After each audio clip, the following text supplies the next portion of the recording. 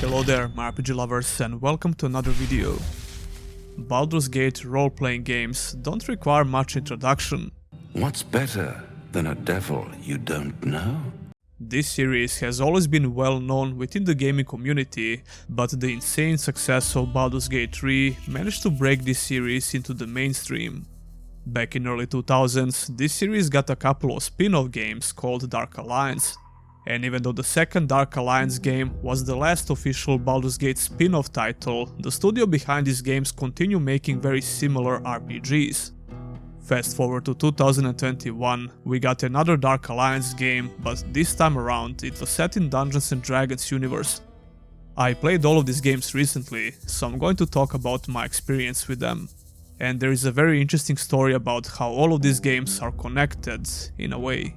So sit back, grab a drink, and let's dive right in, starting with the first Dark Alliance game from 2001. Sounds like members of that new Thieves Guild I've been hearing about. You're lucky to be alive. Baldur's Gate Dark Alliance came out in late 2001 for PlayStation 2 and Xbox consoles. 20 years later, we finally got to see the PC port for this game, and they also came out on current-gen consoles. This port is technically a remaster, which included some modern graphical settings like widescreen support and 4K. But other than those features, nothing has been changed. It's more like a re-release than anything else. I never played this game before, so I was really curious to try it out. After I started playing the game, I had to double check if this was a full-blown remaster with updated graphics.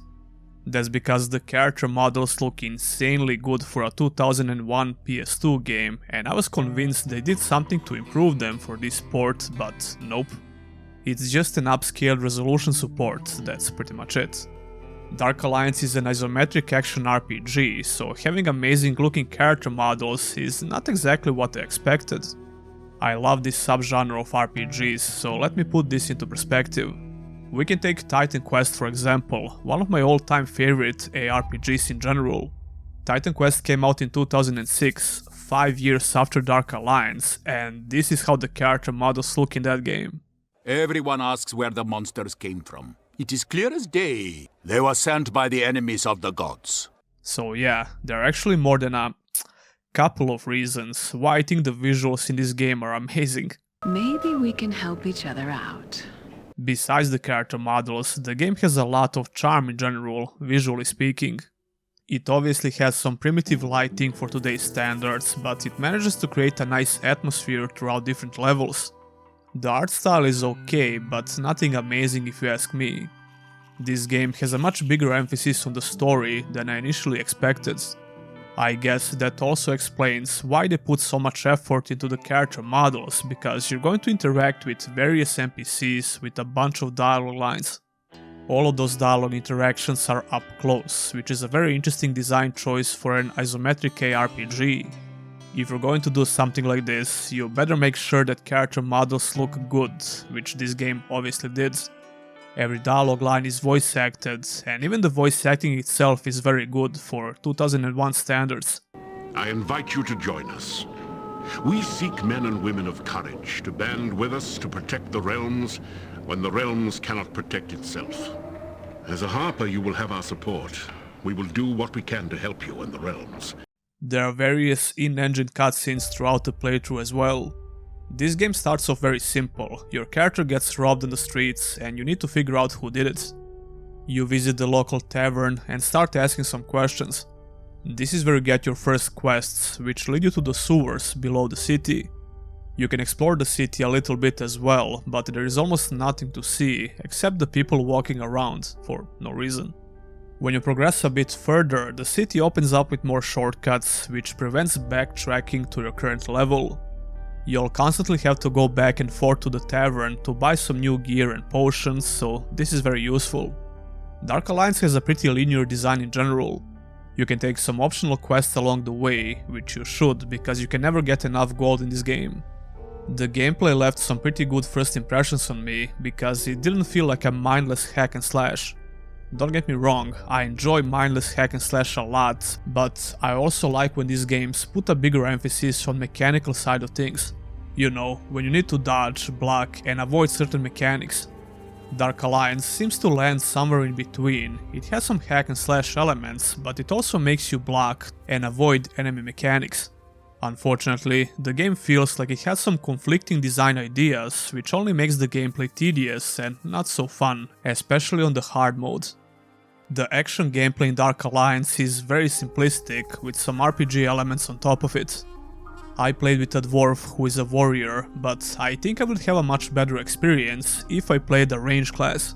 Although even the dwarf can use bows, but I focused on melee weapons. There is a simple attack button, a block, and even a jump button, which took me by surprise. Isometric action RPGs usually don't have a jump button by default. You maybe get some class abilities that resemble jumping, and that's usually all you get. Shortly after the beginning, I got to some levels where you need to do some light platforming, which kinda felt a bit pointless to be honest, but that seems to justify the jump button in the game. I'm not complaining though, because I would like to have a jump button in all ARPGs by default, but only if it's utilized properly. You can rotate the camera in this game, which is another feature we took for granted in these kinds of RPGs. A lot of modern ARPGs like Diablo 4 and Last Epoch for example don't allow you to rotate the camera. Granted, that's not a huge deal for most people, but I would always prefer to have more control over the camera angles. As for the combat itself, I expected a simple hack and slash ARPG, which is kinda true but not really. I mean, it's certainly simple enough, but I'm not exactly sure about the hack and slash parts. I made a horrible mistake by starting the game on hard, because this difficulty makes the game a lot worse in general, especially as a melee character. The hard difficulty just makes you play in a very cheesy way, and it's not fun at all. It doesn't really rely on your skill as a player, but almost exclusively on the character stats, which would be fine if the game gives you more options for the character progression, but it doesn't. The leveling is mind-numbingly slow in this game. After about 3 hours of gameplay on hard, I made a new character and started again on normal. Yeah, you can't switch the difficulty in the middle of the playthrough for some reason. If you try to fight a bunch of NPCs at once as a melee character, you're always going to die. The blocking button helps a lot, but you still have to try and avoid pulling a lot of enemies at once. The ideal situation is to aggro 1 or 2 NPCs and exploit the bad AI pathfinding. I thought this will change a little bit when you get some more skills and better gear, which it did, but not in a substantial way. Most of the abilities you can learn are passive as well. There are only a handful of active new abilities that you can get, but those require much higher level. This is something that the sequel will massively improve, along with other problems I had with the first game.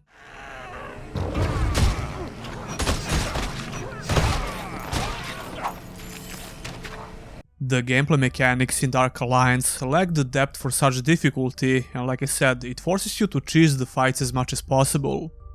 If this was done every now and then, I would probably have the motivation to finish the game on hard. But Dark Alliance throws a bunch of enemies at you at once almost all the time, even though it doesn't exactly function like a hack and slash action RPG. Most NPCs hit like a truck, and they have a high chance for a critical attack, which can 1 or 2 shot you. Your limited movement and blocking ability won't mean much in a big open fight. The game has a bunch of areas with very high number of NPCs, which straight up feels unfair. Like I said, the melee combat is just not that deep to support such punishing approach to the difficulty. To make things worse, the second boss in the game spawns waves of enemies, more than a couple of times. It's not impossible to beat these levels, but it requires a lot more patience and tedious cheesy gameplay. I came close to quitting the game more than a couple of times, but I wanted to try out the normal difficulty first. And I'm glad I did, because the game was obviously meant to be played on normal, even though some of the problems I mentioned still exist. I did like some of the boss fights, like this one for example. Using the block and trying to avoid some simple mechanics while dealing damage in between felt really nice. Getting a powerful new weapon helps a lot, but as soon as you progress a little bit more, enemies get even more health and higher damage output, so you're back to square one. You need a lot of gold for shiny new gear and weapons, but you also need it for buying potions. Oh, friend. I think the smell of the sewers has taken a liking to you. Trying to save up gold for new gear is pretty hard when you constantly need to buy health potions. The normal difficulty is much more enjoyable to play, and I had a lot more fun this time around. Although the gameplay still failed to grip me, because it's not that fun to be honest. I can tell that this game would be much more fun in co-op, and it seems like it was meant to be played like that. I obviously played in single player mode. This game also has some weird enemy types which felt extremely random and out of place. Besides the light platforming you have to do, there are also some very simple puzzles, and levels are not that linear, even though the game itself is. You usually have to explore every piece of the map in order to find something to activate so you can progress further. But the game will use this chance to be as annoying as possible, so the best way of dealing with this is just to activate the thingy and try to avoid enemies. Avoiding killing enemies in this type of a game says a lot about the gameplay, I guess. Luckily, the sequel for Dark Alliance will fix a lot of these issues.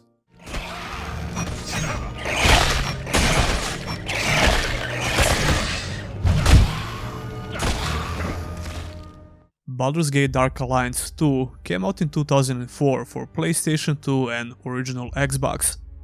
Just like the first game, we got to see a remastered version for PC and current-gen consoles 20 years later. I was really curious about the sequel, especially after my experience with the first game in the series. And right off the bat, I could notice some big improvements. You can choose between 5 different classes this time around, and my choice was the Barbarian. The story is your typical save the world from evil by killing a bunch of bad guys. But just like the first game, I think it's quite decent for what it's trying to do. It doesn't feel lazy, even though it's certainly a very generic RPG plot. I also love how some NPCs mention the heroes from the first game and what happened before. 3 adventurers journeyed into the wild, found Eldra's Black Tower and slew her. The tower crumbled, vanished, and the 3 heroes with it. That's all I know. The interesting thing about this, they always mention all heroes that you could select, which made sense actually. Even in the second game, the bad guys always talk about the group of heroes and not just a single character. Impossible. By whom? Adventurers, my lady, from Baldur's Gate. Unlike the first game, Dark Alliance 2 focuses exclusively on the city of Baldur's Gate and its vicinity. I thought this is going to make the visual variety of levels a bit worse, but that's not the case. Every area in this game looks pretty unique, and speaking about the visuals, I think this game aged very well. The levels look a bit more detailed compared to the first game, although the sequel reuses a lot of assets from the first game, mostly when it comes to enemies. More importantly, I immediately noticed the improvements to the gameplay in the first 10 minutes. The Barbarian starts with 3 active abilities that you can use in combat, which makes the melee combat a lot more interesting by default. The first game had a painfully slow leveling system and just a handful of active abilities that you can use, at least with the dwarf. The sequel seems to recognize that issue, so you get some proper abilities to use in combat from the very beginning. The leveling is much faster compared to the first game, and you get a lot more passive and some more active abilities to look forward to. This game feels a lot more like a hack and slash RPG, for better or worse. After my horrible experience with the first game on the hard difficulty, I was a bit afraid to start the sequel on hard, so I just went with normal. I started to regret that decision somewhere in the middle of this playthrough because it felt much easier than I expected. Although this time around, the balancing of the game feels better in general. You can take multiple quests around the city of Baldur's Gate and solve them in whichever order you like. So there is some slight flexibility with this game design, even though the game is still pretty linear. The story has some funny oversights, like when you're supposedly stuck in this dungeon and you need to find a way out. Even though you can use the portal to go back to the city with no issues, but who cares? Like I said, the quest system is a bit more flexible this time around. I'm pretty sure that level of enemies is not the same in all areas, judging by the damage I was dealing to them. The enemies in some of these areas take a while to kill. Then you go to another zone and you realize you can one-shot everyone with little to no issues. I don't think that's a problem though, it's just an observation. How well you're going to do in these levels obviously depends on your character's level, stats, gear and the difficulty. There are some notable improvements to the itemization system, like the ability to improve weapons with some gold and materials. In fact, the crafting is more important than buying new weapons, which you should do every now and then. You can still find a bunch of weapons while you play the game. I think the visual progression when it comes to armor sets is much better than the first game. The Barbarian has a very decent amount of different looking armor pieces to get. Fighting multiple enemies at once is not a big deal in the sequel. You can usually handle up to 4 or 5 NPCs at once without the need to cheese the gameplay mechanics. I was using the cleave ability quite a bit in those situations and it works great. Using these abilities can feel clunky sometimes, but it's slightly better compared to the first game.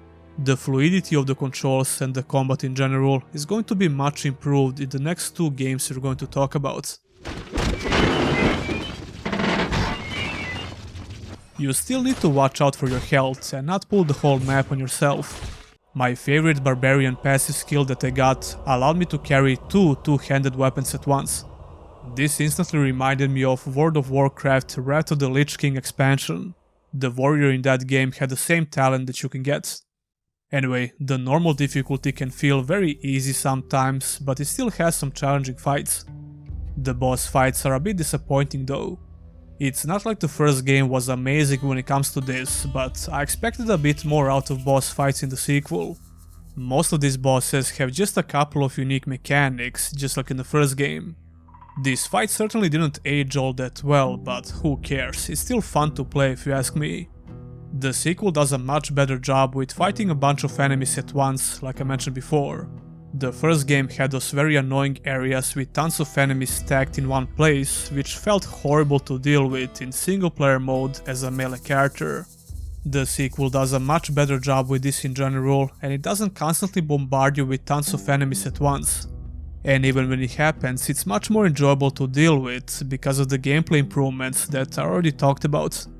It really feels like they fixed all the problems from the first game and made the game more enjoyable in the single player mode. Then we have the level design, which is quite decent, although it can be annoying sometimes, just like in the first game. Once again, you have to find things to activate to unlock different doors on the map and progress further, and you're usually saving some NPCs along the way. Overall, I enjoyed the sequel a lot more than the first game. I've heard of your coming. Don't get me wrong, it's not like the first game is bad, they're obviously very similar, but the sequel did a much better job with the single player experience. And the gameplay features they included from the very beginning were much needed. I'll definitely revisit this game for another playthrough in the future and try it out on the harder difficulty.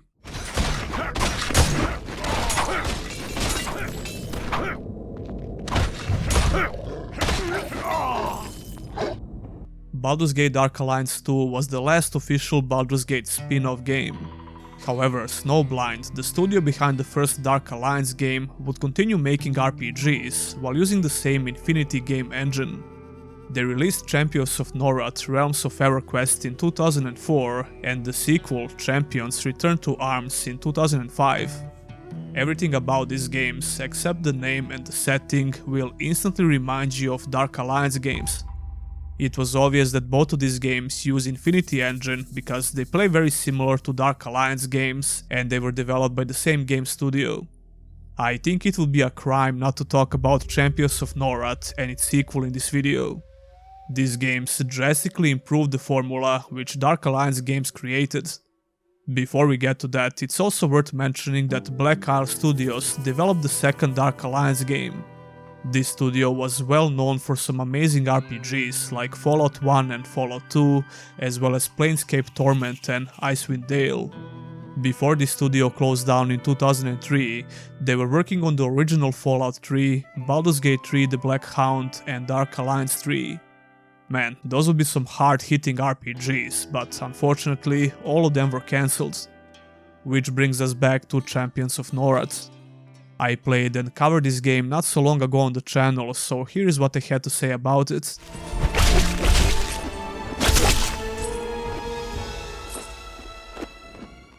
Champions of Norrath Realms of EverQuest is an isometric action RPG released exclusively on PlayStation 2 in 2004, which means that nowadays you can only play it through emulation on PC or if you have the original hardware. Do you know why you have come? To be honest with you, I didn't expect much from this game, but it ended up being one of the most fun ARPGs I played in a while, despite the technical issues I had. Yeah, I had a lot of slowdowns that make the gameplay sluggish, no matter which emulation settings I tweaked. These frame drops and slowdowns happen when certain fire effects are on the screen. I found the quote-unquote best emulation settings for the game, but that didn't fix the issue. I really wish to see a remaster of this game on PC and all current-gen consoles. That would be freaking amazing, although the chances for that are pretty slim. This game is set in the legendary universe of EverQuest, which was the first commercially successful MMORPG on the market. Champions of Norrath has a simple fantasy premise and a very straightforward story. It's a classic fantasy story where you play as a hero that needs to save the world, basically. You need to help the elves in their war with the orcs, that's pretty much all you need to know.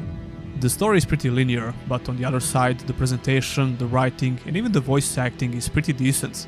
Especially for a game that came out in 2004 on PlayStation 2.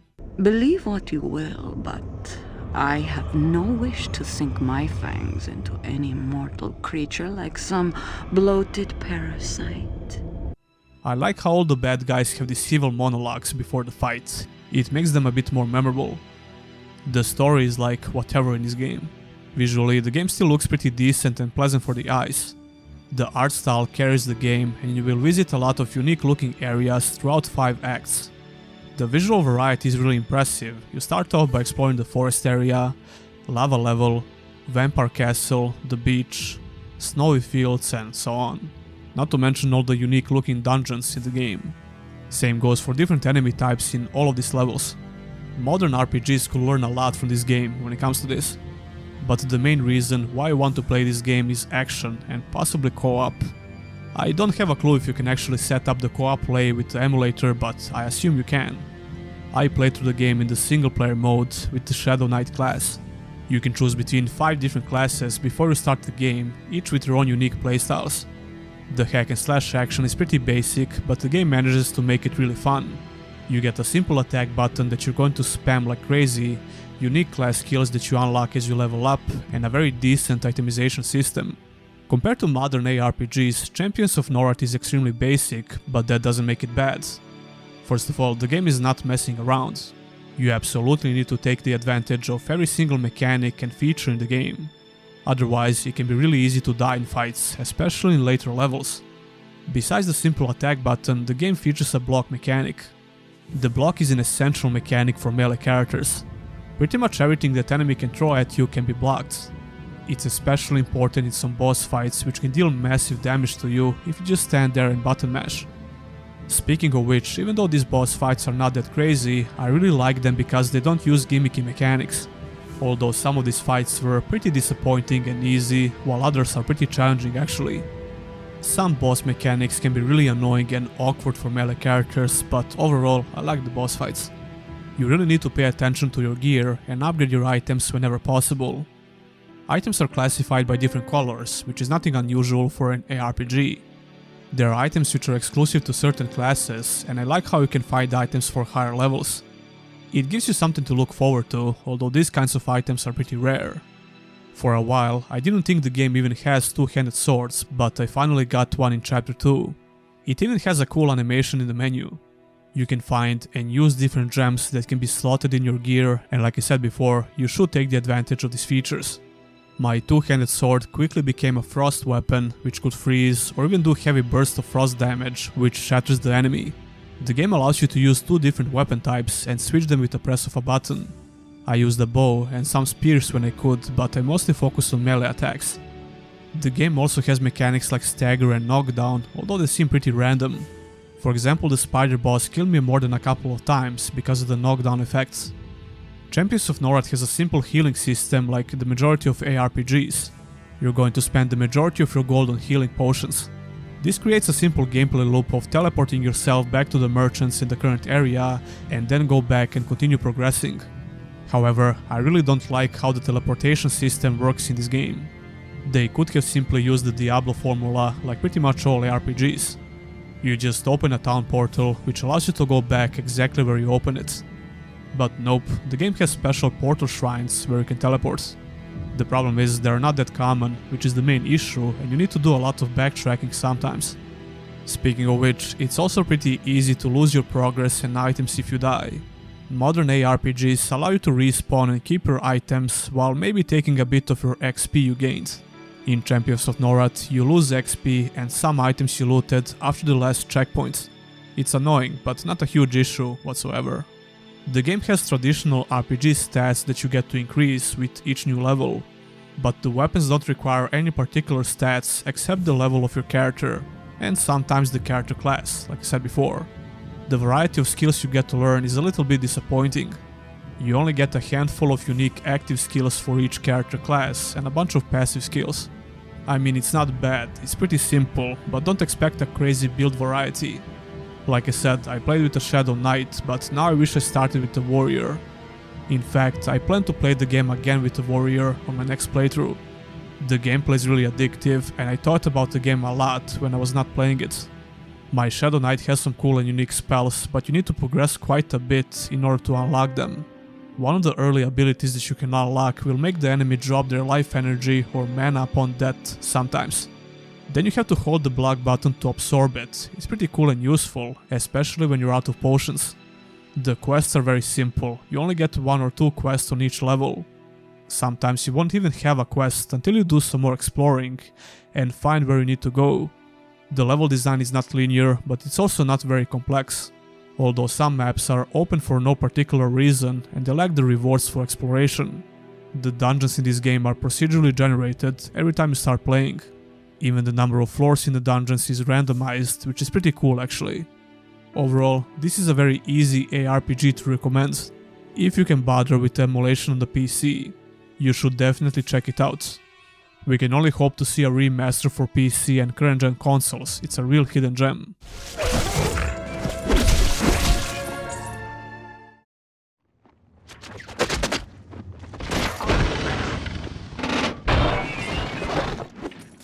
Champions Return to Arms was a sequel to Champions of Norrath, released in 2005 for PlayStation 2. Only a year after the first game released, we got to see a sequel to this amazing ARPG. It was not uncommon to see a sequel to a great RPG only a year after the first game, back in early 2000s. But if this was the case, you would not expect the sequel to reinvent the wheel. In this particular case, the sequel had some notable improvements, but I still think Champions of Norrath was a better game in general. That doesn't mean the sequel was bad, far from it actually. In fact, the sequel used the gameplay formula from Dark Alliance to its fullest potential. Champions of Norrath already did 90% of the work, and the sequel just continued in the same direction. Once again, I played with a Death Knight class because I wanted to see if there are any major changes. Spoiler alert, it's pretty much the same like in the first game, but that's not a bad thing. The story continues after the ending of the first game, where you destroyed God of Hatred. The writing is not as good like in the first game, but it's still quite decent for a game of this type. The Prince of Hate smiles upon those who share his strength and wisdom. Although I still didn't care that much about the story itself, but there are some very cool elements about it. Almost immediately after the beginning of the game, you have an important choice to make.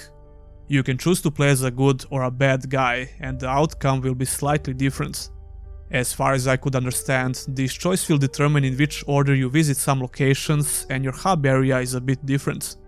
I usually play a good guy if I have a choice, but I was easily convinced to switch sides in this game. You are truly brave to forsake your matron and join our plight. I really hope my girlfriend is not watching this video. Return to Arms have new and unique locations to explore, but it also reuses a lot of the same levels from the first game. Not just the assets, but a lot of these levels felt exactly the same, which is a bit lazy to be honest. But I really didn't care because the gameplay is still very satisfying. Pretty much everything I said about Champions of Norrath can be applied here. You get to level up, invest points into stats, and get some new passive and active skills. Even the skills are pretty much the same, so there's not much to say about this. The combat still feels very smooth, just like in the first game. The animations in Champions of Norrath and the sequel are drastically improved compared to Dark Alliance games. That's probably not that obvious today, but if you play all of these games in a chronological order, you'll definitely notice it. Combined with improved controls, you get a much smoother action gameplay experience. Return to Arms and Champions of Norrath aged like fine wine, and they are still very playable today. The action is simple but very smooth, and it's a very easy game to get into. They certainly lack the depth of modern ARPGs, but that's not a bad thing. Not everything has to be super complex in this genre of games. The skill tree is not going to overwhelm you, and every item you pick up has a simple function that's easy to understand. The sequel seems to have a lot more boss fights, but then again, not all of them are very unique. Pretty much all bosses I fought in Champions of Norrath felt different thematically and gameplay wise. Return to Arms has some pretty good boss fights, especially considering the age of the game. Then again, a lot of bosses in this game are just reused elite enemies with only a few mechanics. Not a big deal, it's still fun to hack and slash your way around these maps. Once again, blocking is pretty much essential as a melee class, as well as chugging potions. The difficulty felt on point, it was not too hard or too easy, and it really depends on what kind of gear you have. Itemization felt really similar to the first game as well, which is good. I felt a massive difference every time I get a powerful new weapon. The way that both of these games do difficulty is much better than what we could see in Dark Alliance. You can only select the beginning difficulty when you first start the game, because you need a higher level character for harder difficulty. That doesn't mean the game lacks challenge, not at all. The balancing is much better in both of these games compared to Dark Alliance 2. To put it this way, it's much more fun to deal with the difficulty spikes when you have smoother controls and better combat in general. Both of these games are pretty challenging in the beginning, especially Champions of Norrath. But like I said, the balancing is on point and you shouldn't have a lot of issues in the single player mode. The difficulty of some boss fights also depends on the class you play, so for example face tanking these 4 bosses in the beginning is a death sentence. I had to try and separate them and fight them one by one, which worked after a few tries. I can't speak for all classes obviously, but I would assume it's a similar story for every class. This particular boss fight or fights really feels like it was meant to be played in co-op. However, every other boss fight in the game was single player friendly. Even though these games require you to have a bit of skill, the gear you have is way more important. If you get lucky enough to get a powerful weapon, it makes the game a lot easier. Or just gather enough gold and buy a decent weapon from a merchant, get a special enchantment stone with elemental damage, and you're good to go for a while. I emulated this game with a PlayStation 2 emulator, which is the only way to play it nowadays, unfortunately. It would be amazing if we could see both Champions of Norrath and Return to Arms on PC and current gen consoles. It would be a day one purchase for me. I don't think we're ever going to see that, considering what happened to the studios.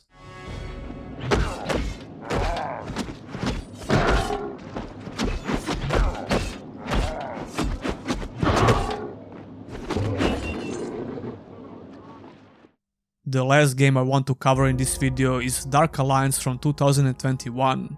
Yeah, you heard that right, this game is called Dark Alliance, just like the OG. But instead of Baldur's Gate, this game was set in Dungeons & Dragons universe. More specifically, the game takes place in Icewind Dale region. And if you already forgot, the developer of Icewind Dale, Black Isle Studios, developed Dark Alliance 2. So all of the games I'm covering here are connected in a way.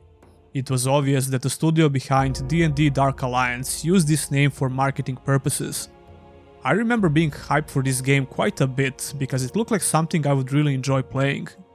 However, after some super disappointing reviews and reception in general, I lost the desire to try it out. I knew I would eventually give it a shot, and I just waited for the right moment, so here we are.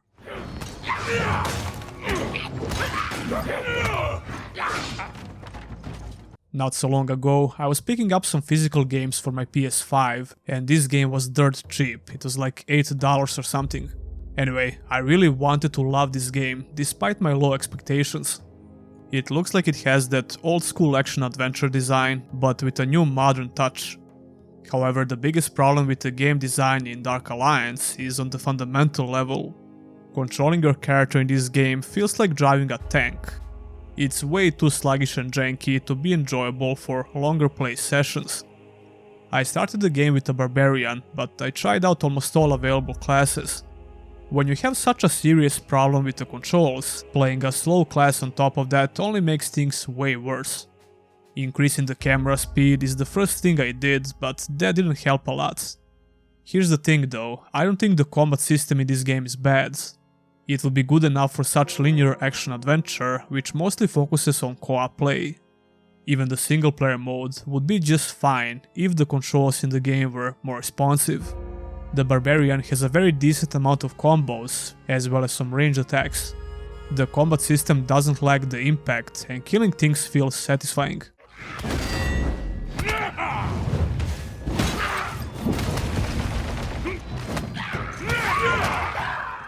You can combine your attacks in various ways, which triggers unique moves. For example, this simple button combination triggers a very satisfying AoE attack. On top of that, you get a strong attack on cooldown and ultimate ability. The ultimate ability has to be charged by using your other attacks and abilities. These ultimate abilities are very strong and capable of deleting anything on the screen in a couple of hits. It depends on the difficulty though. Speaking of which, you can select different difficulty options which scale with your gear score. Naturally, you start the game with a low gear score, so selecting harder difficulties doesn't make sense. That didn't stop me from trying though, but I was doing piss poor damage, so I just went back with the normal difficulty. Getting new armors and weapons was also kinda underwhelming. 90% of my time with this game was with the Ranger class. I was curious about faster classes and if they feel a bit better to control by default. Unfortunately, that was not the case.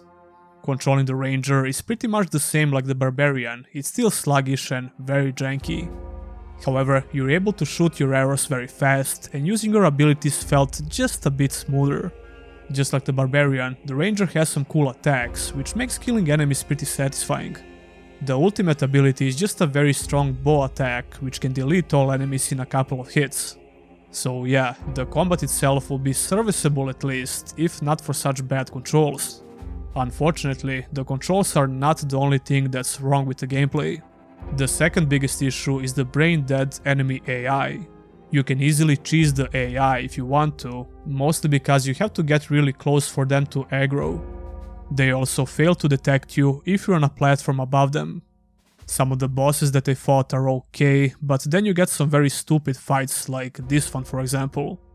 They just took a couple of regular enemies and turned them into bosses, it's very lazy. But still though, I can see this being enjoyable in co-op as a mindless hack and slash action. This game has a very linear level design with some quote-unquote puzzles, which almost try to insult your intelligence. They've put minimal effort into these puzzles, although most of them are just optional. This game is such a huge missed opportunity. I think the smell of the sewers has taken a liking to you. I never expected it to be revolutionary, but I was hoping we can get a decent co-op action adventure that has a blast to the past vibe. It's still kinda playable in single player mode if you can deal with crappy controls. I wasn't able to get any multiplayer games on PS5 though.